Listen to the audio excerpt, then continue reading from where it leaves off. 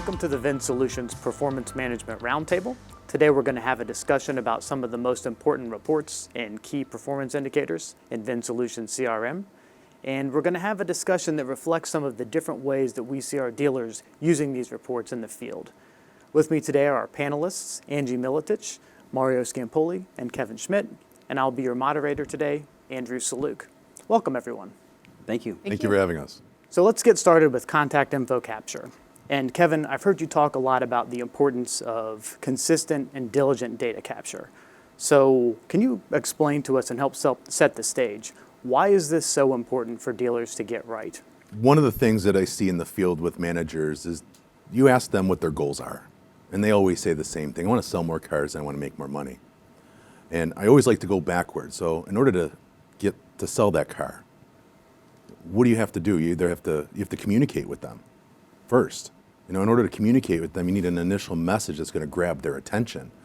But you can't grab their attention unless you have the right information. I mean, that's like the key part. If we're not opting people in at a right amount, well, we can't text them.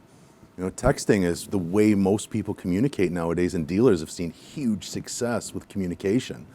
But if you don't opt them in, you can't utilize that avenue. You're not collecting their address, their phone number, their email address, or even the right email address. It puts the dealership at an immediate loss. That's a really good point. And when we think about that loss, Angie or Mario, I'm just wondering, what are the concrete impacts to dealerships if they don't have that information for all of those customers?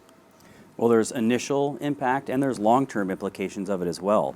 They are gonna if we don't have the email address, if we don't have the customer opted in for texting, then the events within the processes don't trigger. So you might only have, maybe on day 3, it's an email follow-up. Well, if you don't have an email, that event doesn't trigger and we don't even follow up on that day. So maybe it might be 2 more days before another event fires. So it's gonna delay and take away the processes and tasks that the dealer is expecting a certain amount of effort to be put into each of those opportunities.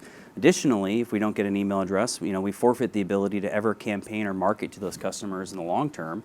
And if the store has Automotive Intelligence or AMP, the automotive marketing platform, every email we don't have literally costs them money. Yeah. And speaking of money, I mean, there are real dollar values for each of these opportunities, right? If we take our advertising budget for the dealership, tens of thousands of dollars a month, if we don't get their information, email, if we don't put them in the CRM, if we don't get an email address, I know where you're going. We have to buy that opportunity again in 2 or 3 years. Versus if we have the information, bleeding cash. Now we can campaign to them and market to them and keep our name in front of them. And hopefully, if we're not able to sell them a car today, maybe they'll come in for service, and maybe service can help us sell a car in a couple of years. We're not able to pixel that identification and see what they're doing on AutoTrader, Kelley Blue Book, Dealer.com websites.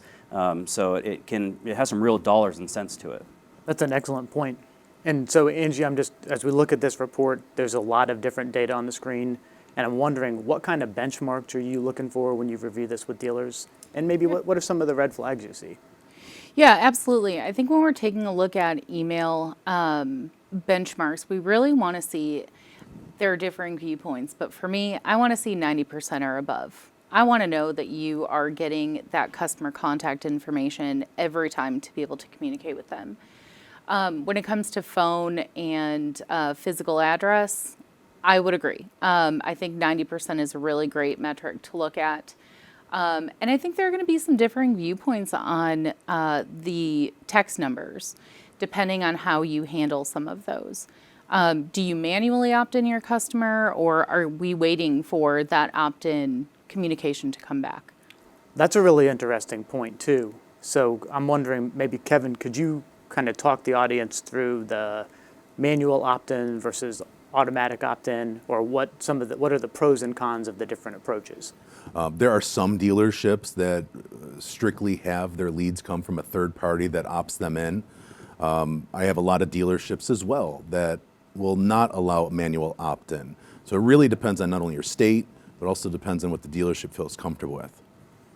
One of the most important things that I feel about that opt-in, the opt-in number, is the like Mario was saying, the process needs to be firing properly. It depends on how they have their CRM set up, right? So if they're using, if they're expecting the salespeople to send an opt-in message, then I would be focusing on opt-in request percentage, right?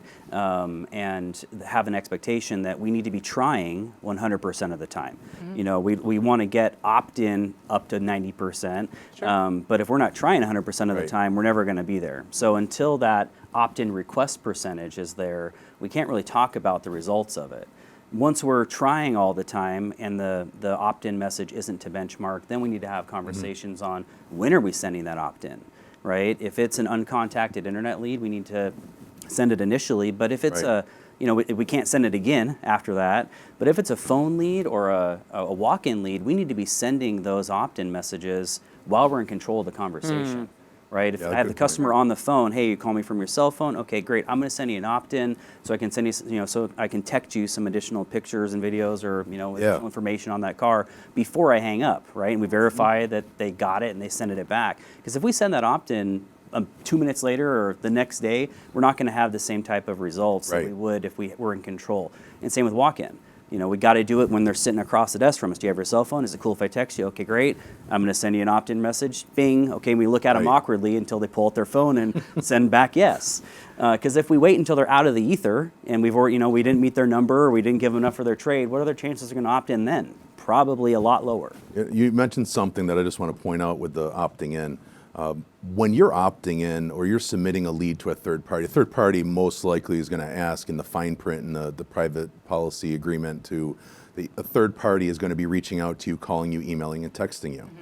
Something I do want to shed light to every dealership is that if the employee is using their personal cell phone, they are not the third party. They are the fourth party, and it puts them at risk of lawsuits. Or the dealership. And the dealership. Yeah. So, we hear dealerships all over the country saying, oh, well, how come your text performance isn't where it needs to be?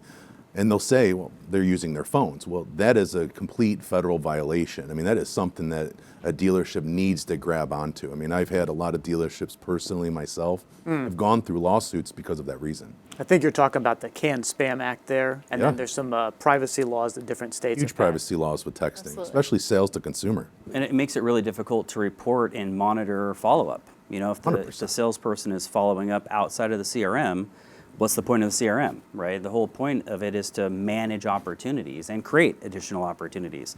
If we can't tell when the salespeople are following up with the customers, it makes it really difficult for us to manage those opportunities.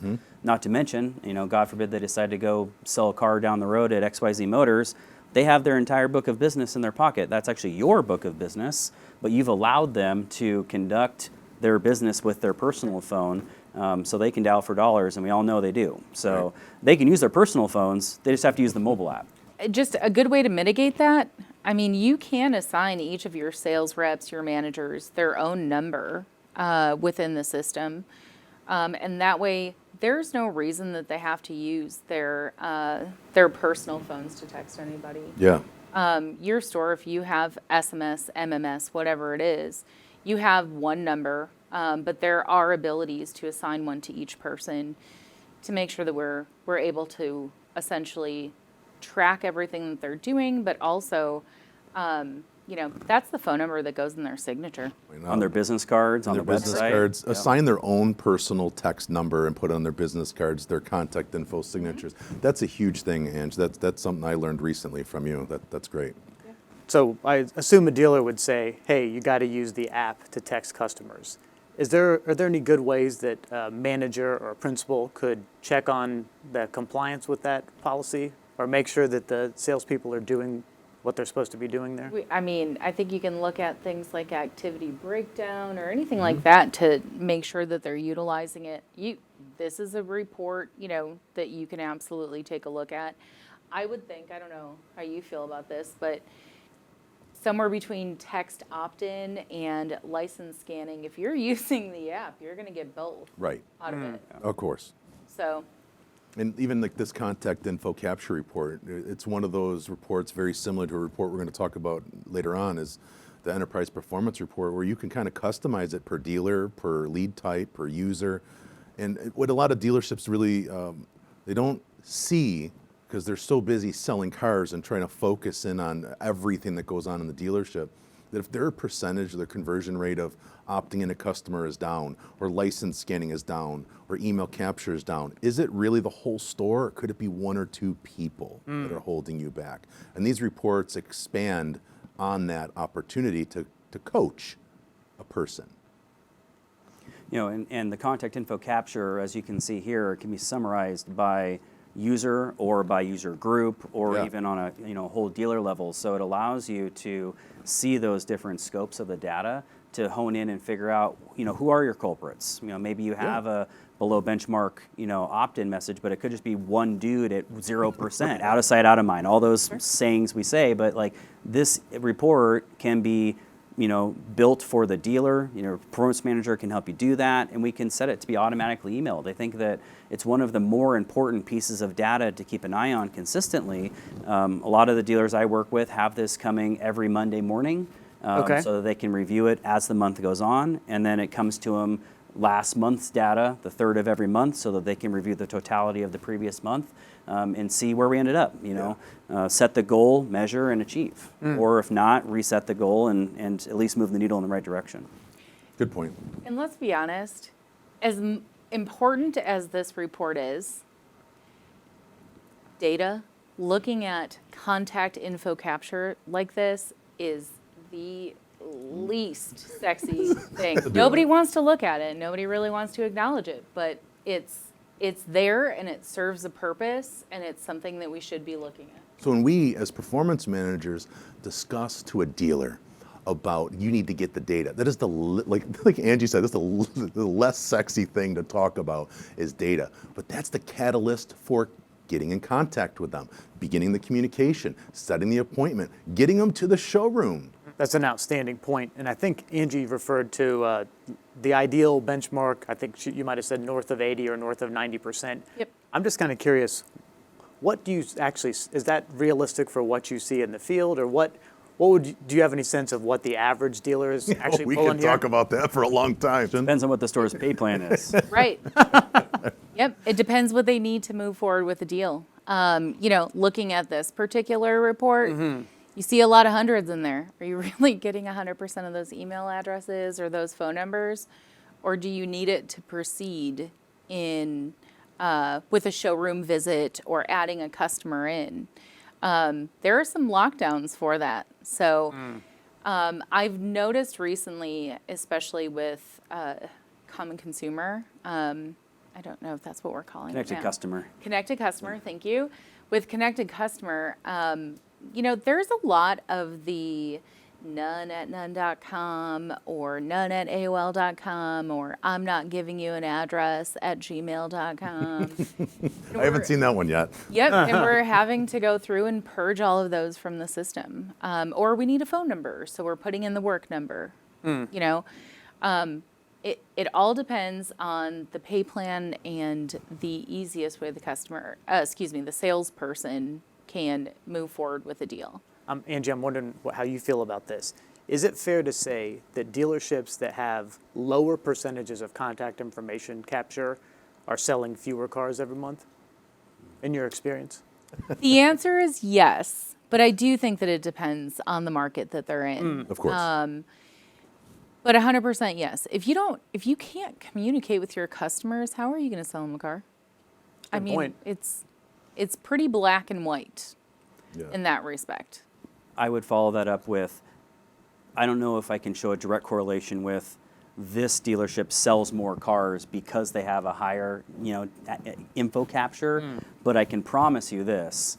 If the dealer has more emails and more texting opt-in and they log more productivity and they're able to get in contact with more customers, they will sell more cars than they did previously. Absolutely. It's that simple. Yeah. It's the math and science of the car business, right? Yeah.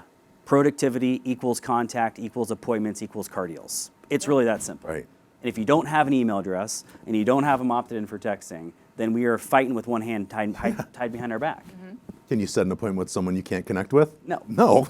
And I have dealers that I don't really care about email addresses. Okay, that's cool, I get it. Texting is by far more effective, right? 100%. I'll agree with that 100%. But what happens when texting goes cold? right? There are things that we can do with emails that we can't do with text messages. Sure. You know, with texting, you can send pictures, you can send videos, but you can't insert a VIN brochure. You can't do a, similar vehicles of interest or, that type of stuff. So email can be effective for those situations, but also getting an email address is the easiest way for a salesperson to get the CRM to work for them instead of them working for the CRM, right? Appointment reminder confirmations or automated text messages as well. If the customer's opted in, Yeah, if they're opted in. then we can send out automated texts, automated emails for appointment reminders. If we're reminding the customer, it's more likely they're going to show up on time. Missed appointment follow-up, lost follow-up, sold follow-up. If we don't have an email address, the system can't help us. For those that really don't, I don't want to say care, but there's a lot of dealerships out there that really don't pay attention to what they bought. You bought a Cox Automotive product, and we have something nobody else has. We have a platform of inventory called Auto Trader. Okay, we have a platform called Kelley Blue Book, and without emails, it really hinders, and I know Mario knows way more about it, and I'm going to let him speak in just a minute because I really want to get his vantage point on how that really hinders not only the future of the communication, but the opportunities that we're missing by not collecting the right email addresses. Yeah, I alluded to it previously. It's that pixel identification, which is kind of like an advanced cookie that would be saved onto that client's computer.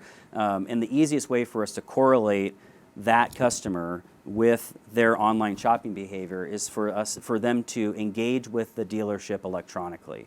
And so that's via clicking on something in an email or clicking on something via text.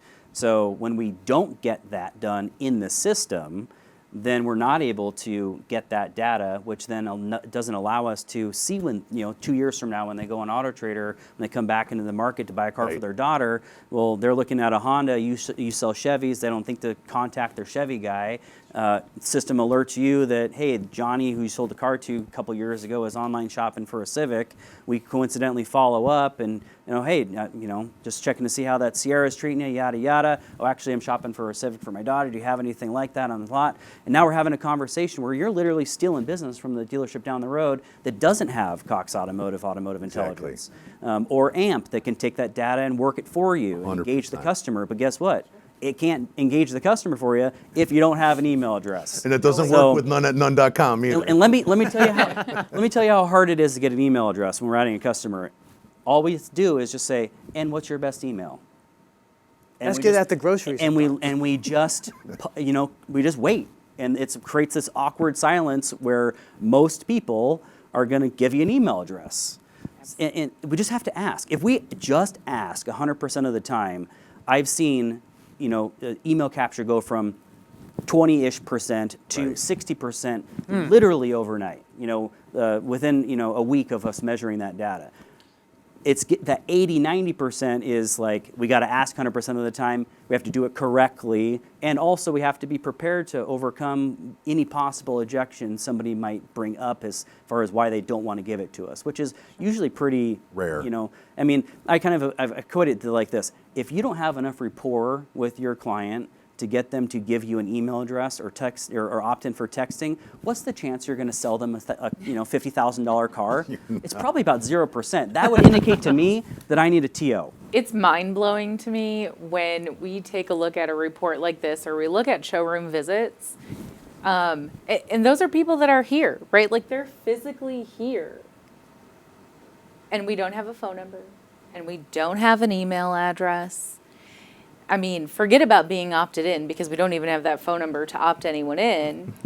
There is no vehicle of interest, right? And we keep having these accountability conversations and saying, okay, even if it's just with the people that are here, make sure there's a showroom visit started. Make sure we have a phone number. Make sure we have an email address. Make sure we've opted them in for texting. Right. And then you come back a few weeks later and it's still not done.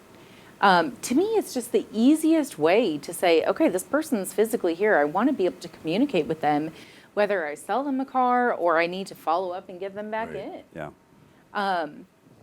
I don't know if you guys see that all the time, but I do. it's- I also believe that when you're a manager, I think a lot of people really don't understand the amount of work you have to do, and there's a lot of downtime. There really is. And my mentor always taught me one thing that has stayed with me today is that you can work in your business all day long, but if you're not working on your business, you'll never grow. And this is the perfect place to start. If you're a manager that's listening to this and you're just sitting there and you feel like every single day is the same, there's not enough time in the day and you really can't move the store in the right direction, start here. One quick example. I have this one dealer group that's really good at doing one-on-ones when it comes to like capturing info. And I even did it on the way here. I stopped at one of my dealerships and I talked to one of the sales team and I said, listen, I think I found a way to help you sell more cars. No, anyone's going to be receptive to that. Like, I want to sell more cars. Okay, great. And it starts here, right? Like, you're doing a really good job here, here, and here, but you're not capturing all the correct information. So you're doing a great job here, but right now you can't communicate with everybody. Now, if you communicated with more people, what do you think would happen to your appointments? Increase. Or not your appointments, but your communication. And then your communication, what would happen to your appointments? It possibly could go up. So, I mean, any manager that's sitting here really struggling, not knowing exactly where to start with the contact info capture report. It will really change the momentum of your floor. I think that's an excellent point, and I think we've covered a lot of other great points on this foundational report here. Any other closing remarks on why dealers should use this or what they should get out of it? I would just say that activity leads to engagement and engagement leads to a sale. It's a chain reaction, and you can't get from point A to point C without having some data to support it and figuring out ways to get there. There's also a couple things that potentially dealers can do within the CRM to help increase these numbers. One is we can add a step to the road to the sale process, where when they close their showroom visit, they've got to check the box, email capture, text opt-in. That way, it's always going to keep it on the forefront of the manager's mind that, hey, that's something that we need to do for every showroom visit. And the other is we can add an event into the phone process and the walk-in process where it prompts the customer, or the salesperson, did you add the vehicle of interest? Did you text the opt the customer in for texting? Did you get an email address? And so hopefully, and that fires as soon as we close the showroom visit. So if the manager is on point and they've done their process, they end the showroom visit, that's going to task the salesperson immediately. It's a lot more likely that, if Kevin just left the dealership and he sees that I'm calling him, minutes after he leaves, it's more likely he's probably going to answer the phone because maybe I'm going to give him what he wanted for his trade. Or, there might still, it's going to be a lot more likely that I'm going to make contact with him than it is if I call him tomorrow. So if I forgot to get his email address and I call him right away, say, hey, I just want to thank you again for coming in. Sorry to bother you so quickly, but I noticed that I neglected to get an email address for you, and I'd like to send you some additional information. What's the best address? Right. Keeping that in the forefront and engaging those customers that way can be helpful. Well, Point. I appreciate you three sharing your insights on this important report, and we hope this is valuable to the audience as well, and we encourage you to watch the rest of our segments too.